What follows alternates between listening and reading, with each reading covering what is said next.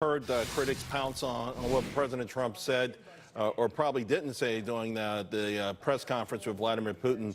And of course, when the apology yesterday, or the correction and clarification, a lot of folks said that didn't go far enough. But there's a little coverage on what the meeting was actually about yesterday. We're talking about tax reform 2.0. Ohio Republican Congressman Jim Renacci was in that room. He's running for Senate in Ohio. We've called his opponent, just so that you know, and so far we've yet to hear back from him. So, Congressman, let me start with you. First and foremost, I know President Trump doesn't like using the word reform, so I try not to use it. Tax cuts, money making, whatever you call it. What's it looking like? How do you think it's? There's a lot of opinions. How's it coming along so far?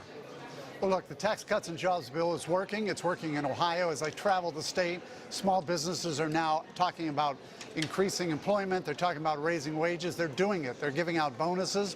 They're also talking about reinvesting back into their companies. So we have over 600,000 more employees in the workforce because of all this growth across the country.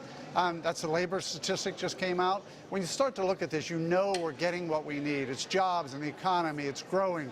But also, the stock market's growing. I heard you talking earlier. That helps the pensioners of, whether it's the police, the firefighters, all these pensions are growing at the same time, which gives people consumer confidence to spend more money, which is going to continue to grow the economy. So right now, we're talking about 2.0, making this permanent, so making the individual. Let's go beyond the permanency of it, because one of the issues that some have with this is that the first version of this focused overwhelmingly on corporate America. And of course, to your point, we see it already paying dividends. We see capital investments up. We see the stock market up. We see hiring up.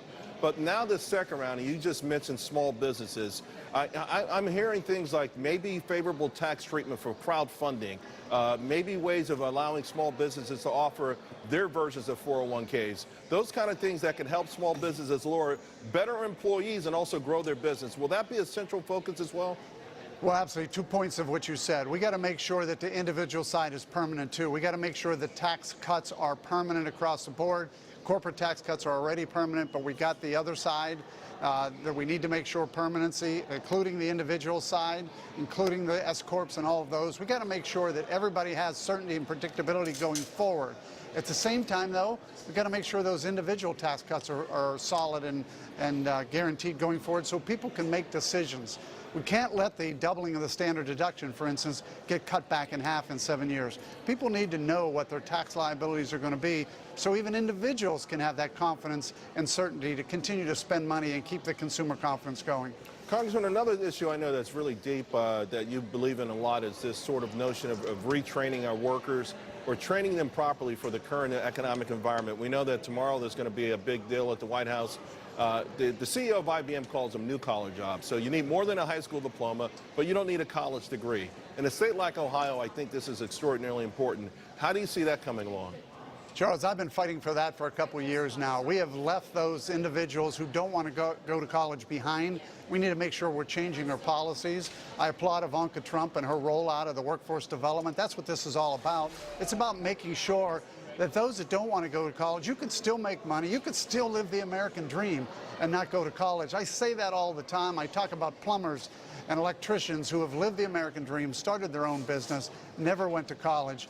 We need to make sure that we're bringing that vote-tech education and that training not only back into high school, but back into America, and make sure those individuals know they can live the American dream without going to college. Of course, this is a tough one for conservatives that have always said, hey, the federal government should not be involved in education on a local level, but at least they can send a message. And I agree with you. It's crazy that we have so many welding jobs that have gone unfilled, that we have so many jobs, good, great paying jobs that come with dignity and pride. But the question always gets down to who trains these folks and who pays for it. Well, too many of our policies are too many of our federal policies today are directing a lot of individuals to college. We can use some of those dollars, whether it's Pell Grant funding or other funding, to make sure that individuals who don't want to get college have some funding. This is about growing the economy. Talk about debt, talk about deficits. If we can grow the economy, if we can get growth, sustained growth over 4 or 5%, we can pay down our debt and have a much better future for our children and grandchildren. Congressman Renacci, it's always great talking to you. Thank you very much. Thank you.